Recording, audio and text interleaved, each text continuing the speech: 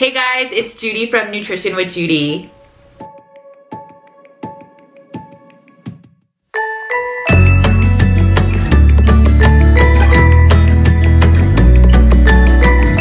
Alright guys, I am so excited. I had Carnivore Doctor on with me and we did a Q&A. We talk about eating disorders. We talk about carnivore, why she went carnivore 11 years ago. I am so excited. I know many of us don't know her because she was a little bit more private. She helped people in her immediate life, but she wasn't as active on social media. And now she's about to change those things and she wants to share her journey so that she can help others heal. And so when you have a question about, oh, but can you do this long term? Can you really heal long term? Well, she is a living proof that you can do this for 11 years. All right, let's get into this Q&A.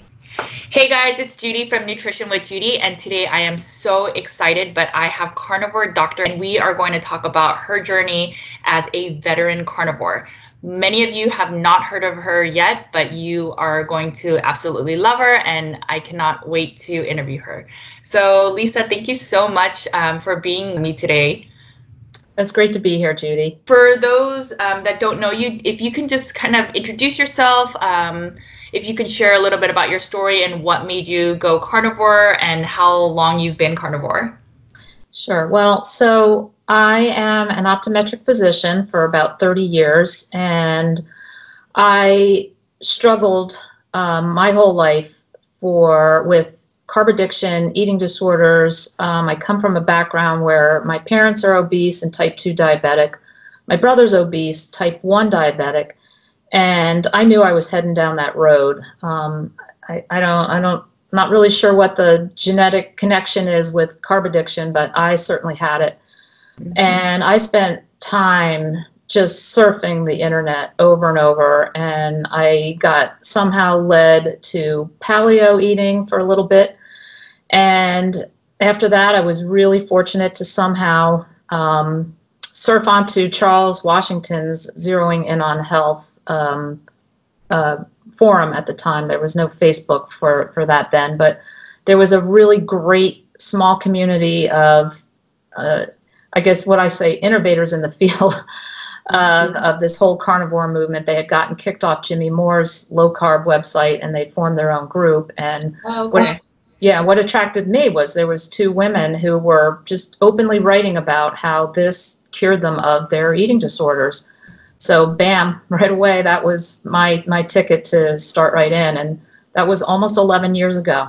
Wow. So long time. How many people were in that forum back then? Well, back then, at first it was under 100, you know, when it was just this small startup group of a thread that they took off of the Jimmy Moore, forum, shifted it over onto, Charles actually funded himself this Zeroing In on Health website where everybody was sort of just journaling their own journal and PMing back and forth, and and then we started having meetups, and then it just kind of continued to grow from there, and then there was thousands, and our whole way of saying this is okay was that there was the Bear, Stanley Osley, and they had the PDF of his whole writings on there.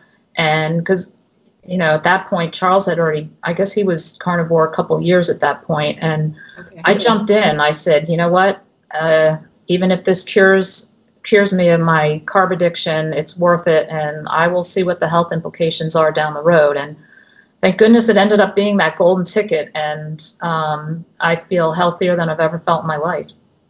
So what else have you healed other than, I guess, your relationship with sugar and carbs? So for me, I know back in college, I remember I had some bloating issues and abdominal pain. I couldn't really ever figure out what it was. I was trying to connect it to pizza or connect it to whatever, and I could never really figure it out. And so I actually never got tested because once I started into the no flour, no sugar, that initially really helped me out. And then I also, back then, this was in my, I guess, late 20s, I had, acne along my neckline. I don't know if you go on my Instagram, Carnivore Doctor, you can see I posted the before and 2 weeks after turning carnivore, and it totally cleared up. So that's really the main thing. Oh, that's powerful. So did you have weight loss as well? I mean, I know that you, you know, again, with the eating disorder, but I mean, was there weight loss? Like, did you look different? There was for me. I definitely got leaner. There was just body composition changes that were beneficial.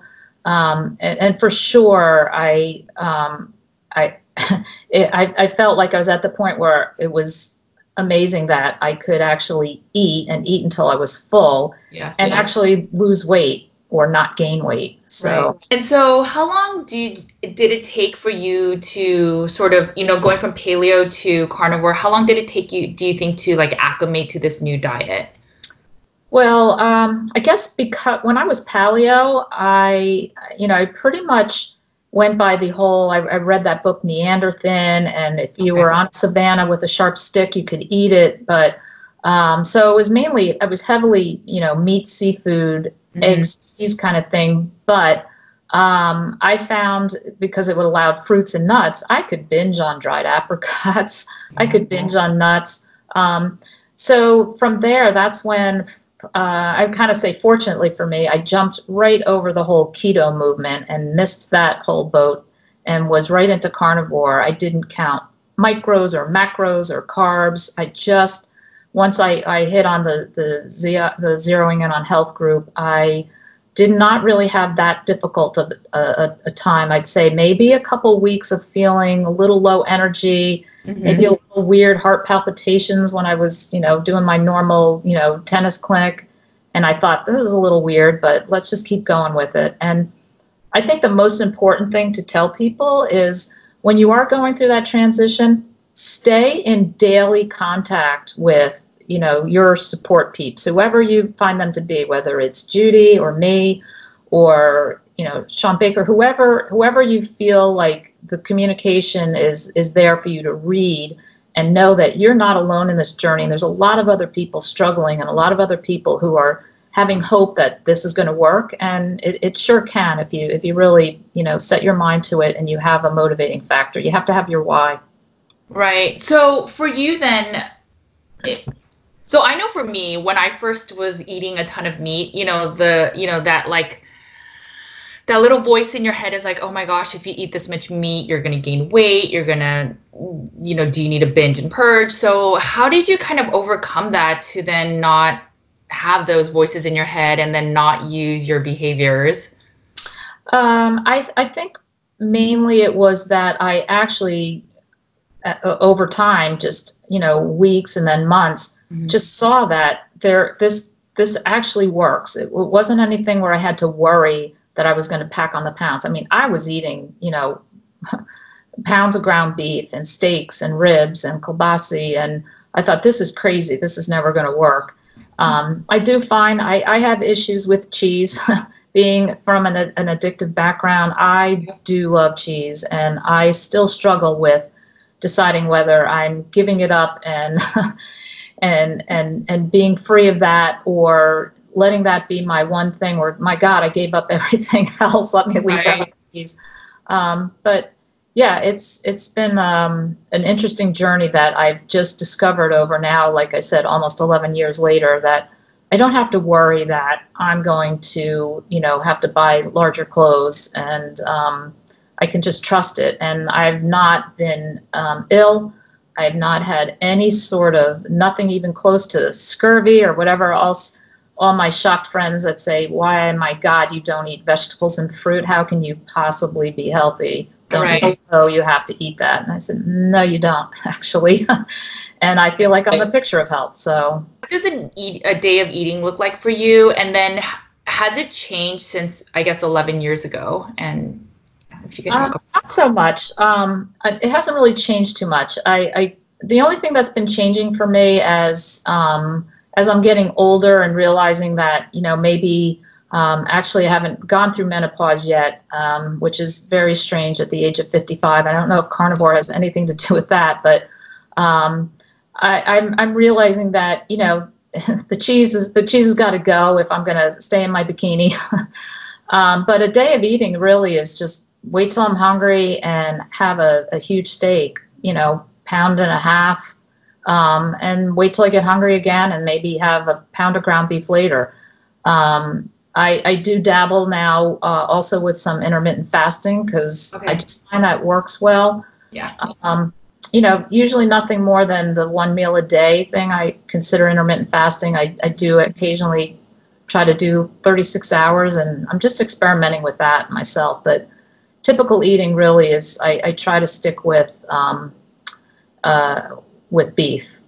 Okay, so and you eat about like 2.5 pounds? Is that what I'm hearing about ish? Well, it so varies because if I'm just doing the 1 meal a day, it's right. about 1.5 pounds is about all I get, and then I'm like, I don't want any more. But it certainly hasn't caused me to, become underweight, become overweight. So I try to not emphasize at all the amount. I usually make way more. I usually grill 3 or 4 steaks at a time, and I might eat 1.5. I might eat 2. I might eat just 1, but all the others are just meant for breakfast the next day or other things. So I try to not pay too much attention to it and just stop when I feel really full.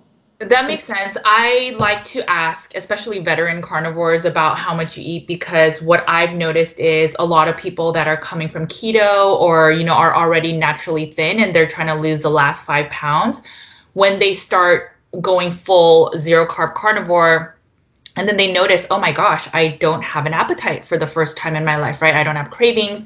And so I noticed that some people start eating very, very little. So they eat maybe half a pound a day, and that is it. And so I just wanted to reaffirm with talking to you and Kelly that, most of you guys have great body compositions, yet you're eating over a pound of meat, and that is okay. And because I'm just afraid that so many people for the first time in their lives are, having the satiety and not feeling that constant hunger, they're starting to cut, but they're cutting too much that, later the downstream effect is that their adrenals and their hormones will get messed up, and then they can't do this long term. So that's just the reason why I was asking like how much you eat, because myself included, I eat about 1.5 to 2 pounds a day, and I like to eat a lot of fat. So I add a lot of grass-fed butter and, like ghee and all those other fats. But so I just wanted that was why I was asking. Yeah. And so in terms of supplements and electrolytes, do you do any of those things? Do you concern yourself about electrolytes at all? No, I never ever did through the whole 11 years of doing this. I don't add extra salt. I don't limit my salt either. I do like salt, so I will salt my meat, but no electrolytes. I did actually, and sometimes occasionally will have, the whole leg or foot cramp thing, but honestly, I don't really think it has much to do with magnesium and potassium, and probably more has to do with, dehydration a little. Sometimes I get a little lax on, drinking enough water, and I definitely do not have any sort of, requirement on myself that I have to drink, a liter of water, whatever. I just think it's crazy. I get thirsty and I drink. Sometimes I get too busy and I think I don't drink enough water, but that's probably it. But I definitely don't push myself to keep drinking a lot of water. Right. I think the sort of common thought is that an ideal is half of your body weight in ounces, but it all varies, like you said. And so I agree. I think drink to thirst, but at least try to get too close to half. But I think it's like sip through the day. Don't guzzle it, because if you guzzle too much, then your electrolytes will be released. But sometimes I think the calf aching, it's funny because Kelly actually brought that up too. So you guys I feel like sometimes you guys are saying the same things. It's funny, but sometimes it's a little bit of the salt, and you may have just been dehydrated the day before, like you said. You may have just sweat a little bit extra and maybe just needed a little bit more salt. But I mean, it makes a lot of sense. And I don't fret over it. I don't think, oh my God, something's going wrong with my musculature or something's going wrong. I just, you know what, there's just some little thing out of whack, and within a day it's fine. So right. No, and that makes a lot of sense. I think our bodies are, just going back to zero carb carnivore, I think just from everything I've read and researched, our bodies like to be in balance. And so we don't really need all these exogenous things to support our body to be sustainable. So I think everything you're saying makes complete sense. 2 things about your food. So One, do you ever eat like processed meats? So like deli meats, sausages. I know you brought up one, but do you eat a lot of like beef jerkies? Like, do you do that at all? Yeah, you know what? I don't limit myself as far as that, but I also don't really seek it out and purchase a lot of it. If I'm having guests over, I like to have a cheese and salami and Okay. kielbasa platter or whatever, and of course I'll pick at it and I'll have the leftovers, but I won't eat it as a meal. Although, sometimes if I do happen to like kielbasa, I think it's a nice high fat meat. I don't have any aversion to processed meat, so to speak. I like hot dogs too. I'll be the first to admit it. I get all beef hot dogs and I love them, and chop them up, saute them in nice butter, and even make an omelet with them. Sounds funny, but No, it uh, sounds good. But do you notice at all that you kind of overeat with more processed meats than like just real whole food meats, or no? possibly. But again, I don't really pay that much attention Mm, to it because I yeah, don't binge on kielbasa. I don't find like I sit there and eat the entire stick of it. So right. I'm in that sense, and that's all that I'm really concerned about, is the feel that I don't have the drive to sit there and eat the entire length of it. Gotcha. Okay. So, And then go go ahead. ahead. Oh no, I was gonna ask about dairy. So the same kind of question. So do you notice that you tend to overeat dairy then? Is that why you say you kind of tinker with it? Yeah, for sure. I just sense that, and I've read a lot of things about there's an addictive nature to cheese, and I totally feel that in myself. I warm up some cheese on a plate and eat it with a fork sometimes, Yeah. especially if, and I think it's good for people who are new to carnivore. If you've got a craving, have some, cooked bacon in your fridge and have some cheese. And if that's one of your loves, then go ahead and eat that.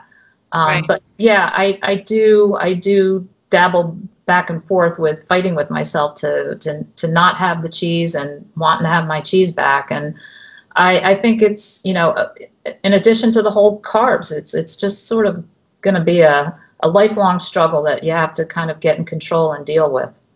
Yeah, no, I feel the same way with dairy. So I cut out cheese for a while and then I noticed I got leaner. I felt less bloat. And then I brought it back. I felt bloat. I started getting like one or two like acnes. And then I just don't feel as well. And I noticed that. But like you said, I think that's the one thing that triggers me still is so sometimes I'll just sit there and eat like a whole big block of cheese. And I'm like, whoa, how did I just do that? When I never used to do that. It was probably the carbs though. But and I think it's the case of morphines that, kind of light up the same brain pathways as actual drugs do. But, and I think, like you said, some people can handle it better. But yeah, one thing I've noticed is that a lot of people that first go carnivore, they tend to overeat cheese a lot because I think they're missing, they really want the chips or they really want something else, but instead they just use the cheese, which has that umami satiating flavor, and then they overeat it and then they become constipated. And then a lot of them are like, see, carnivore doesn't work for me. And Yeah. so that's where I'm always like, use dairy as a lever and figure out if it really works for you. If you because the goal should be to not use food as your coping mechanism for life events. Right. Um, and so, yeah, that's why I was just curious how dairy has been for you. So, And I look at it too. I see all these chaffles, and I'm tempted to go buy a waffle I iron. haven't done it yet for the same reason. Yeah, I haven't touched it because I feel like I'm going to be chaffling left and right and chaffle my way back into having even more, struggles. And Yeah. life can be so simple when you stick with meat and Yes. water, but there's no doubt we're accultured to everything surrounds food, and and aside from the whole addictive nature of the carbs, it's just not easy. It really isn't. So how, for people that are watching this that are somewhat new to carnivore or still struggling with addictions, like what would be your recommendation? Like how have you stuck with it for 11 years? I mean, have you had cheats? Obviously over time your physical symptoms are gone for the cravings for sugar, but what about the gap of those scenarios when you're emotionally really, really, your emotions are running high? What have you done in those scenarios to now compensate for the lack of carb addictions or like the ability to eat carbs? Yeah. one of the toughest things is being in front of being in front of one of the trigger foods, and for me, it's nuts. And so, I make sure I have no nuts in my house, even though it's a nice, great thing to have out for guests when they come over. That's one thing that's not out for my guests. Yeah. Like there are trigger foods, and it's important for me to to try to stay away from that. Back in the beginning, yeah, I had any moments where I did, I went peach picking with my kids, and just the smell and the look and the feel and the taste and the experience of it, I was like, all right, I'm gonna have half a peach. And I just learned that that's just such a slippery slope, and it's just not worth it, because the peace and calm of how I feel not being in the grips of the addiction is so much better than any food could possibly taste. And that's something I think people have to learn in their journey along the way. Everybody's got their own, I say people really have to be at some sort of point in their life, and I don't want to say desperation, but it's either the weight, the illness, the diabetes, the depression, the eating disorder, whatever it is for people, but they have to be, I hate to use that term rock bottom like they do with alcoholics and AA, but this isn't like an overnight easy, okay, this is going to work, I'm going to do it. I mean, everybody's got a lifelong of favorite foods and things their family's going to push on them, and socializing with friends, and it's just not easy. And so I think everybody is going to go down their own path. And the only thing I suggest and recommend is just keep yourself on a daily basis in contact with, whether you're reading on either forums or groups of carnivores, making, specific individual support friends, and it just makes it so much better. Yeah, no, that makes a lot of sense. So how have you, I guess, dealt with the times where you used to turn to food, right? So like the emotional component. So did you find a new habit? Like what have you done sort of to kind of fill those voids for you? Oh gosh, good question. I guess over the years, just different things have changed for me as far as hobbies and things I like to do. And, I like to golf. I live on the beach. Sometimes it's just listening to music and walking on the beach. Okay. And I'm actually trying to delve into meditation a little bit now. I'm going to look into doing some yoga just to have another outlet and just something interesting to do. But I think it is important to have alternative, aside from, the carnivore depleting the cravings, there's still that emotional, mental connection that's really important to handle also. Would you say that in the last 11 years, I guess the triggers and the cravings have subsided a lot? Do you still struggle at all from the emotional component or aspect of it? I mean, I'll tell anybody and everybody that this is the greatest, easiest thing in the world to do, and it's also at the same time the worst and the hardest.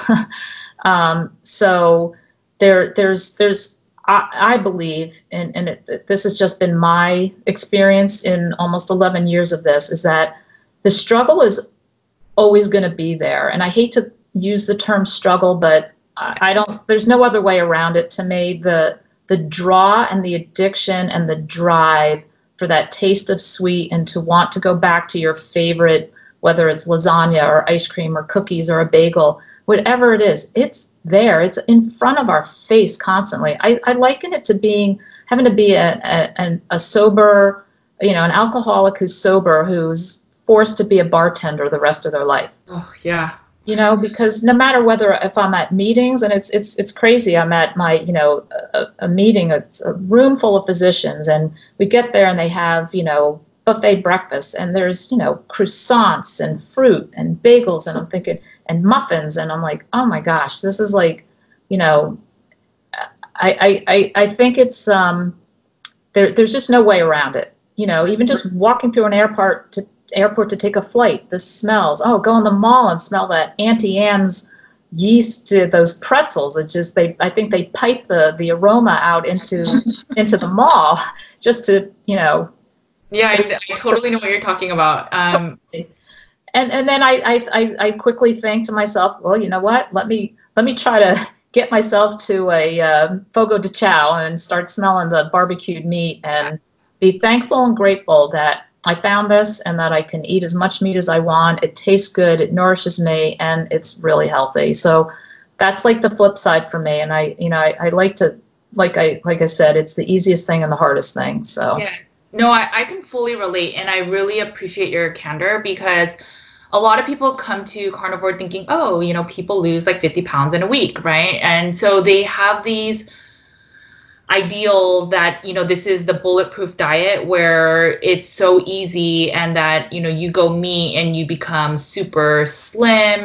But I think it's a journey, right? So I think it's getting away from your addictions and that's all your lifelong childhood memories that relate to all our different senses that the smell, the noise, the time of year, all of that will affect your emotions, which will normally is a cue and a habit and behavior. And so we always turn to those foods. And so even for me, for months and months and months, when I'm full zero carb carnivore, I can see a food and not really feel the emotions. But some days when I'm running kind of high on my emotions or I haven't slept enough, I do notice that I start craving things, especially, and then I wonder, oh, did my deli meat have some sugar in it?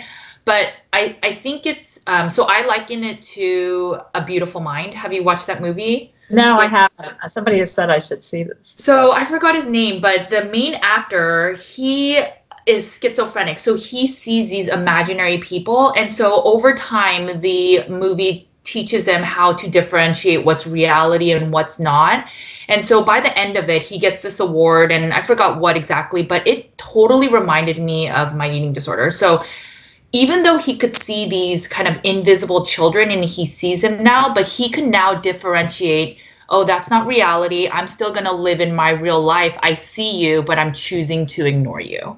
And I was like, that is exactly how an eating disorder works. I think once Pandora's box opens and like the good and bad of foods and like the cravings and all that, you have to choose then later to say, I see the food, I kind of want you, but I know what you also do to me because I've hit rock bottom and I'm choosing not to touch you.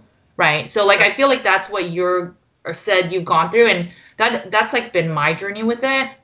And it's just, I've been through moments where I'll touch like keto foods or nuts has been a huge trigger for me too.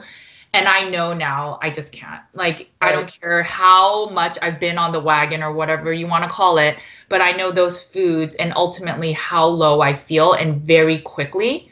And so it's just, like you said, it's like the blessing and the curse of being on the carnivore diet, I guess. Right. But it's so freeing though. And the life that you can live after, I think it's so beneficial. So, but I mean, thank you. I think a lot of people want to know this, want to know, what happens with the emotional part of the cravings. And I think what I'm hearing from you is you just need to find other avenues. And when you feel the triggers, you just, need to go and find a Fogo de Chao, right? And better yourself because it's just not worth it. Yeah. And the other thing too, that I feel that the whole nose to tail thing, that is so not in my vocabulary. Like for me, I want to, and all the power to you. If you enjoy liver and kidney and heart, go for it. That's great. But I just want at least anybody who's interested in an 11-year carnivore to know that I do not eat that stuff, and I have no desire to, and I have no desire to put that pressure on myself that I need certain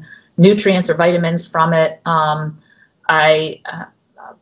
fortunate, at least my body doesn't need it, so I don't put that pressure on myself to try to get that into my diet at all, and never will. Carnivores, has there ever been discussions about nose to tail and eating nose to tail? Yeah, there has been, and it's the general consensus of everybody through my whole, carnivore veterans contact has been no requirement whatsoever of eating nose to tail. Nobody's, been ill and been told, oh, you're short on, this vitamin or that, and you got to start eating organ meat.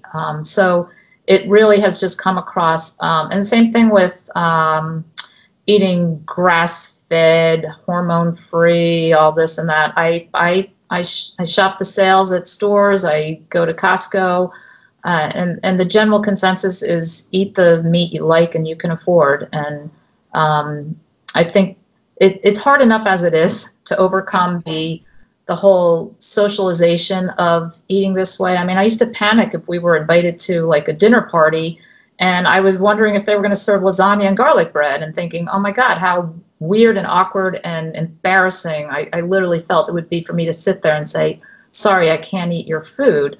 Right. It's hard enough. And all those things are just so really easy to get through and get over. And that's why I think it's important for people who are just starting out with this, just get a support network, people you can talk to. I've coached a lot of my personal friends through this. I had a friend who had bipolar, manic depression, and this was 3 years ago now. We were sitting on the beach and she opened up to me about it, and she knew I'd been carnivore all these years and just thought I was the wacky friend who ate only meat. And I put her in touch with Amber O'Hearn, and she spoke to her, and is practically in tears. I changed her life and her husband's life, getting her onto this, and she still to this day is carnivore and thanks me. And I just think that everybody has their own journey to this, but I'm always open to helping anybody. I mean, she would text me and ask me, is this okay? Is that okay? Can I have this? Do you have any recipes for that? What do you do if this happens? And it's just really helpful to have that support, because there's going to be all the family and friends that are going to be naysayers and say, what wacky diet are you on now? Right. And, everybody realizes I'm not on a wacky fad diet at this point. So, as carnivore is becoming more popular, there are, different cooks in the kitchen. There are people that say you got to eat nose to tail. Some people are like, you got to eat only grass finished. And so it's refreshing to hear that, let's make it really simple and just eat meat and eat to satiety, and kind of everything will fall into place. Right. And so if you want to fine tune it with hormone-free, organic, whatever later, and you read about something about that really, hits home with you that you believe in, then do it. But initially, I think there's too much complicating factors. It's just, like I said, it's just, it's not easy at the beginning to just jump in and do this, outright. So just don't make it harder on yourself than it has to be. Yeah. Well, thank you for that. Have you, over the years, gotten a lot of blood work done? I'm sure people are going to wonder, your cholesterol markers and, just the other kind of. Yeah, I mean, I had, just because, being a physician, I wasn't going to take this lightly. Right. Even though, like I said, to me, if it was the cure for eating disorders and carb addiction, it was good enough for me. And if I was going to deal with something on the side, it was still worth it, because the other part was so devastating and horrible for me. But so I was like, well, you know what, let me get some blood work done. And through the years, I had maybe every other year I'd have blood drawn, and it's always been perfect. Like my triglycerides are like 35. Wow. And, yeah, it's like ridiculous. Like there's nothing wrong. And so I basically just stopped having the blood work done. And plus, a lot of what I was reading on the forum of all of us veterans was, they don't really actually know what the ideal range is for a carnivore. And let's say man's been eating this way for millions of years. They didn't have, the guidelines of the you can be from here to here, and then all of a sudden you get flagged when you're out here, and we got to do something about it. Well, who knows what the here to here is for a carnivore? We don't have those studies, so I don't, I guess obviously if I had some sort of symptoms of something, and I would look into it, but I've literally been the picture of health for the past 11 years, and I really, I don't want to say I'm embarrassed to say, I just don't even bother to get blood work anymore. Yeah, no, I think that makes a lot of sense. I was doing some research for my book, and I was looking at the vitamin C arguments. And so it's funny, but I think it was in the 1990s or 2000, I forget when, but they basically double the amount that you need of vitamin C. And it's just like, what happened that year that they decided that you now need 100% more of the daily value, right? So I completely agree. I mean, I don't think they know what a carnivore should. That's based on people who eat the standard American diet. Exactly. That's what it is. So it doesn't apply to us, luckily. Yeah. No, I agree. So, you know, where do you stand with so I mean, I'm sure you've seen some on social media where people, you know, ground up, you know, they clean eggshells and they ground them up and they're like, oh, this is the best way to get the best absorption of what's it called? Calcium. Some people like pour collagen powder on top of their steak, saying I need to balance my methionine and glycine. What else? Some people. Why are they doing that? Are they doing it because theoretically they think they need to, or do they feel like they really have some sort of deficit that they're like, God, this is the only way I can get it? I see no reason to, you know, throw collagen or throw anything on my good meat to ruin it. Yeah, I think it's the former. So I think it's, you know, someone will bring up a topic where they say, hey, if you eat too much muscle meat, then your amino acids aren't balanced. You may be getting too much saturated fat or too much omega-6. So here's how you balance. Calcium. So you're eating so much meat, your kidneys must be, you know, way overtaxed. Right, overly taxed, right? Or not. So man for millions of years hunted animals, ate them, and their kidneys were bad because they ate too much protein? I don't think so. Yeah. So I just keep going back to that. Man for millions of years, this was the, you know, the way of their nutrition, and they weren't grinding eggshells. And I mean, for me, for vitamin D, you can see I love the sun. I head south in the winter. I'm on the beach in the summer, and I feel like I don't need to supplement. I think man for millions of years was out in the savannah, you know, hunting animals and got plenty of sun and not slathering on the chemicals of the sunscreen on them either. So yeah. I wrote a whole blog post on the sunscreen, but yeah, I'm on the same thing. I'll have to read that. Yeah, I'll send it to you. I'll put it in the show notes too. Okay. So what about your family? Are they carnivores? Do they eat low carb? How are your kids' diet, your husband's? Well, so my kids were 10 and 11 when I started this. Okay. I actually, so, you know, they were well ingrained in the pasta and the pizza and everything of, you know, what kids will typically eat. I was not, in my mind, going to change that in any way other than possibly, hopefully, being a positive influence. Sure. I did not want to create any sort of food thoughts that might lead to eating disorders in my daughter. I was happy to see she seemed to be pretty well just cruising along without any weight issues. And I also feel like I don't think, obviously, if my kids were younger, I would have loved to have brought them up through this whole carnivore thing. But I feel strongly about not really trying to dictate what anybody else puts in their mouth. With my kids, I did try to explain why I was doing what I was doing, how I felt it was the healthiest way to eat, why I felt bread really wasn't healthy for us. But again, at that age, and my husband at the time was really not supportive. He's everything in moderation kind of guy, and was not keen on me just throwing lots of meat on the grill. And so I'd make the rice, and I'd make the veggies, and that was difficult for me, dealing with that. And I'll tell you, one of the most difficult things was, I don't know, I guess when it was probably into high school, where my kids obviously fully know the way mom eats, and my son would come home from, health class that they have, of course, telling me, Mom, that's really not healthy.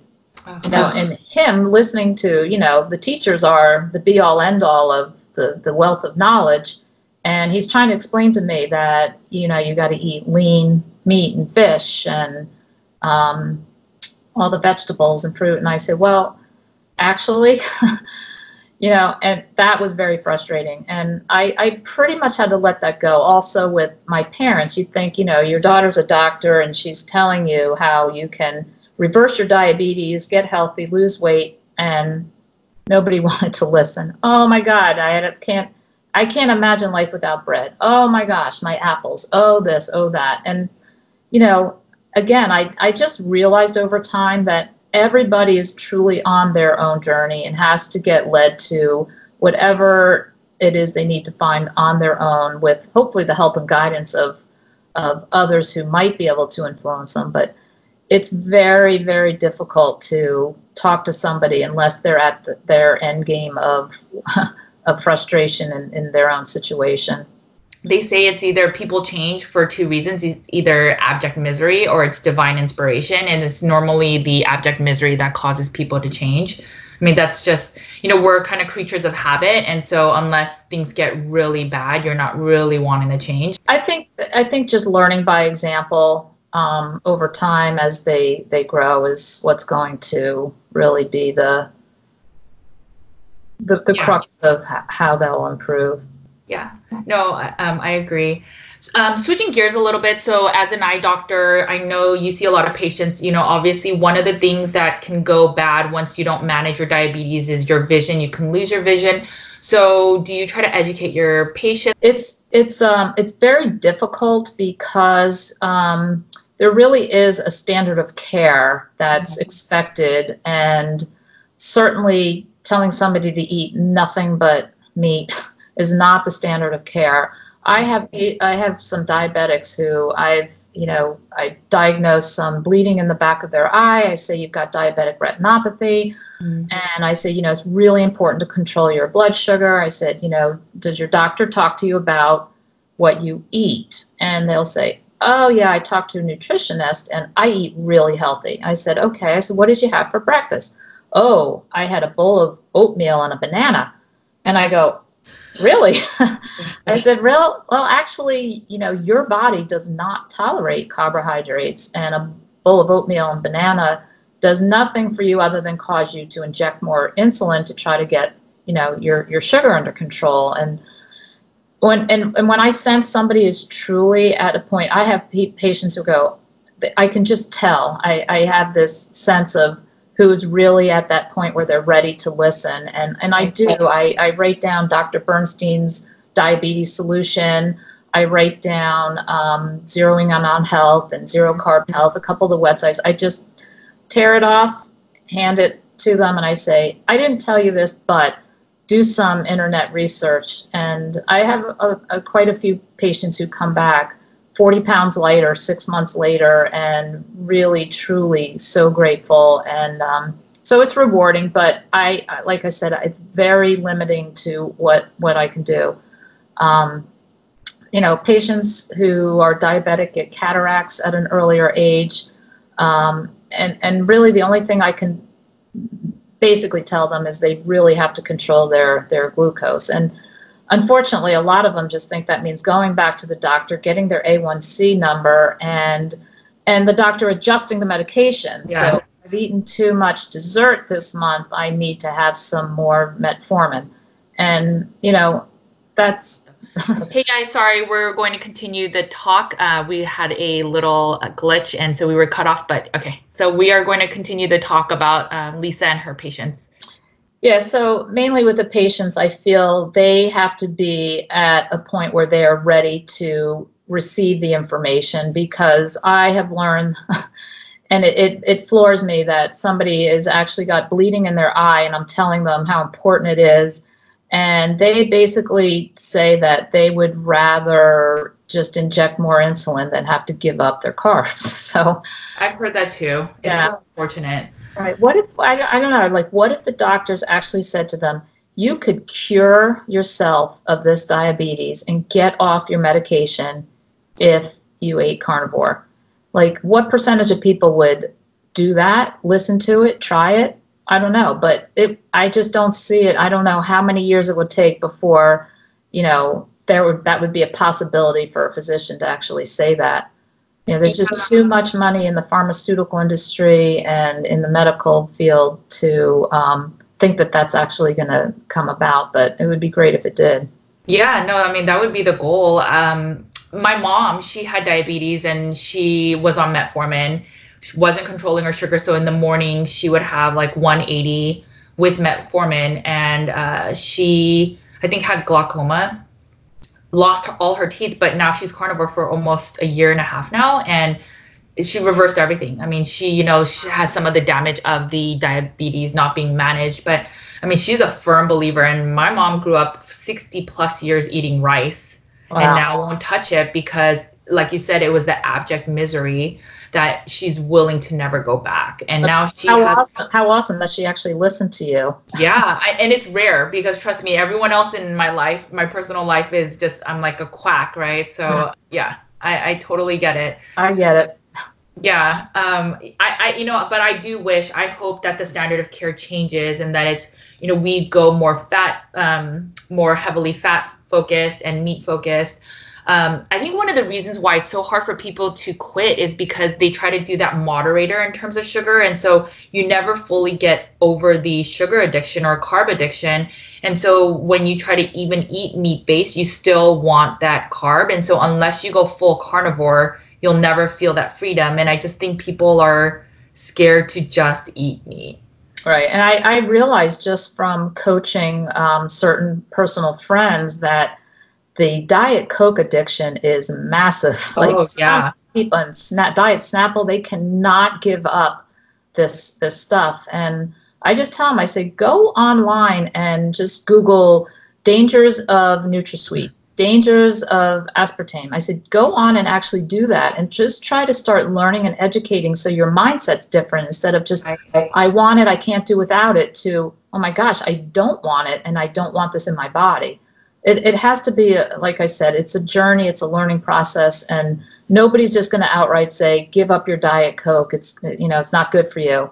So, but the taste of sweet is definitely a driving force. I believe. I don't think anybody has a shot at staying carnivore and staying off carbs if they're still drinking Diet Coke. Yeah, that was me. So last year around this time, the only thing I was drinking was the diet sodas, and it just had me spiral basically back to keto treats and all that. And it's and that was the last thing that was hardest for me to give up, was the diet sodas. And I realized how addictive they are. It makes me want to buy stock in Coca-Cola. I'll tell you that, because I cannot believe, I have another friend who's addicted to Mountain Dew. And oh my gosh, it has the food coloring that's so bad for you. Oh my goodness. It's like antifreeze.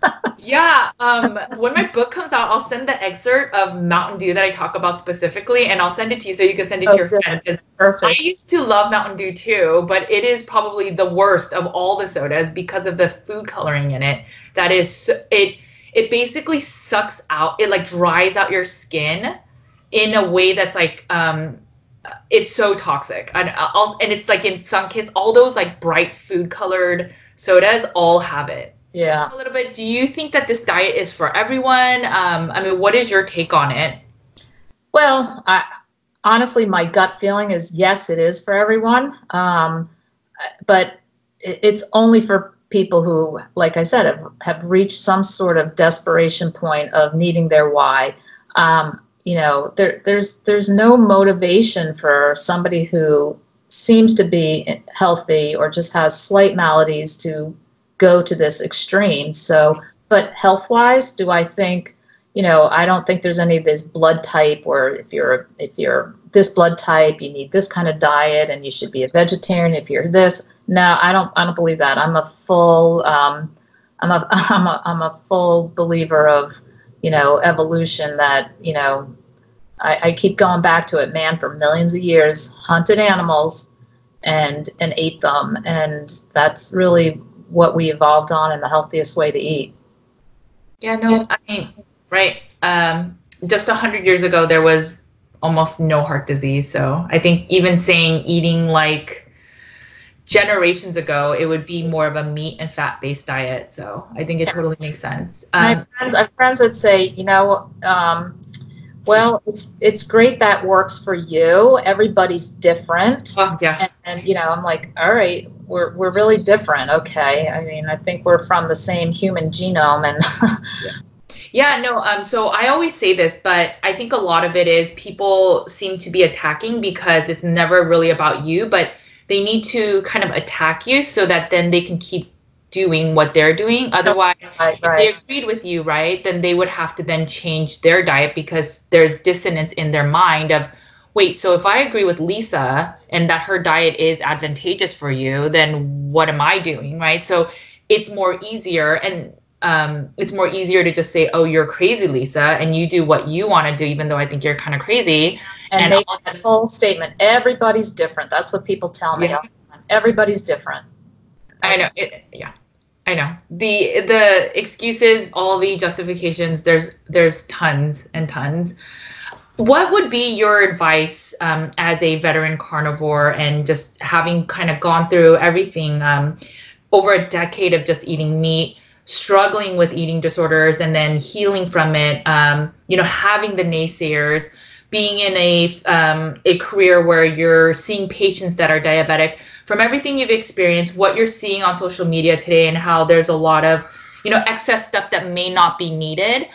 What would be your sort of advice for somebody, that wants to do carnivore, is carnivore curious, or is just starting carnivore? What would be sort of advice that you'd like to give them? Yeah, I think probably one of the best things would be, and I hate to use the 30-day experiment, I like to say 60, because to me the first 30 days can be a little bit of too much of an adjustment period where somebody's too quick to say, this isn't for everybody and this isn't for me. I can't pinpoint what that adjustment period is. I asked different people. It could be 2 weeks, it could be 2 months, but just jumping in and doing it. And for me, and one of the things that I've learned is there's just no in between. I can't see eating the stevia and the keto snacks, and for me. And maybe it is different for people. Maybe some people can have a little bit of that and be totally fine. It is totally not fine for me. It's not like, oh, I can have a little of this and I'd be able to just walk away from it. It just triggers a very, very downward spiral down a slippery slope that is so not worth it. And so I think just making the big attempt, and again, it's where somebody is in their life as to how willing they are, but get the support, contact daily of different people who are also doing this. And that's why your 75 Hard was such a great thing, I think, for a lot of people to get that support of a whole community of people attempting the same thing. Right. But I think for truly carb addicted people, and I even put a lot of people in that category, not just eating disorders, but a lot of people that getting rid of all those little, what I call frankenfoods, the little, let me make this taste like that and pretend I can eat this, and it's just in my experience, no bueno. No, I'm right there with you. I totally agree. One question I had for you is, you've been veteran carnivore for over 11 years. There's been a movement for over 3 years now, I think, and it's getting, just bigger. Why are you sharing your story now? Or, I know you're friends with all the veteran carnivores, but why are you being more vocal now? Well, I think a large part of it was the first 2 to 3 years of doing this. I was very heavily into the zeroing in on health community, and we had a great group of people, and we would do meetups usually once or twice a year. Different people would actually fly to them, and it was just a big part of the support and what I did. And then a lot of us just gradually, because life, I don't want to say got boring, but it was just so good and even keeled, you kind of just go by the wayside and live your life. And, right. And there's just not such a drive to just constantly be talking about, everything about carnivore, because you just went about and ate the food the meat you liked. And so I also realized, as much as I wanted to get on my soapbox and shout it from the rooftops how great this can be for so many people, I realized that it's just better just kind of being quiet And just if I'm at a meal with a whole group of people, I just, order my steak and I just don't touch the vegetables and nobody notices. And Right. it's easier that way than dealing with, oh my God, what do you mean you don't eat vegetables? Oh, and it, I guess that's really why I just kind of, sat back and just went about life instead. But now with this whole new movement, I do it on a daily basis, actually, when I'm at work. So I haven't been silent on it. Like I said, I do try to, and I think I have really made an impact on quite a few patients. Right. But in the more social media realm of it, I feel like if I can help somebody and help coach somebody or help guide somebody or just give them a little bit of support or that little bit of, oh my gosh, you've been doing this almost 11 years, that just having somebody out there, there's quite a few of us now, just to know that, this is sustainable as far as your health. And that's, I think that's actually a big concern of a lot of people. It is. It absolutely. People that say otherwise, Yes, there's a lot of doctors out there that say it's not sustainable, that the vitamin C deficiencies, the vitamin D deficiencies, the amino acids not being in balance, that over time, and it could take a couple years to show the deficiencies. And so I think it's so powerful that someone like you, who's been doing it for 11 years, has clear markers, is, even though it's an anecdotal story, it shows that, hey, don't have scurvy. Right. And so it shows that, hey, look, I'm not eating grass-fed. I'm not even eating nose to tail. I'm not even worrying about what's the best quality meat. I'm just eating what's on sale and just eating whole meats for the most part. And look, I'm healing and I'm doing well and I'm thriving. And we didn't even mention your name on the call, but you, like you said, you can rock a bikini, and we'll have to share one of those pictures. But, it's a testament that, hey, look, I'm not just doing okay. I'm, rocking life. And I think it's been a life-changing, amazing thing for me. And I almost get choked up into tears that I am so grateful and thankful that I found this. And I'm just so excited to hopefully have other people, grasp that golden ticket too. Yeah, no, I totally understand. I went through the same thing. I thought I would have to struggle with an eating disorder for the rest of my life. And I didn't think it was as simple as food being medicine, and it is. And I mean, that's part of the reason I'm here. And so, yeah, I think if people were to just try it, right? And that's kind of why I wrote the book the way I did is, hey, just try it as an elimination diet. Don't marry to it. Try for 30 days. And I hope that many people that really eat it clean will, have their eyes opened and be like, wow, I never want to go back to these foods that are so restrictive and that suck away my life. Yep. Definitely. So yeah, I'm excited for you to share your story and tell everyone about, your healing journey. And I know people are going to just embrace you because, that it's that fear of the unknown. A lot of doctors saying, this is not the right diet. You guys are going to really be in a lot of pain. And then you can be right there and say, really, like, that's not my story at all. And so, yeah. Lisa, like, I'm so glad you came out, or you're being more active on social media. And I hope that, you are able to heal more and more people, because I know you have the story and you have the backing to it. You have the 11 years of saying. Yeah, that, and I think the added credibility of being a physician. Yes. And I think that, people realize obviously I wouldn't take my own health lightly. And right. If I'm doing it, thriving and ready to jump out of my skin to tell everybody about it, if I only could, I would, that there's something to be said for it. And as wacky as it seems to anybody on the outside looking in, it really is such an amazing, life-changing thing for so many people in need. Yes. And thank you so much. Thank you so much for coming on, sharing your story, and, even being a support for the community. I will share all your information, but where can people find you? How should people contact you? If you can give a little bit of information.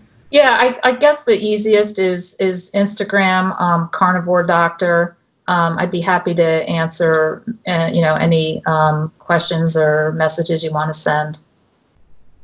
Okay, yeah, so I'll link to that, and I'll link to the Zero In on Health. I think they're a Facebook group now, so I'll Yes, they are. as well. Yeah, zeroing in on health. Yep.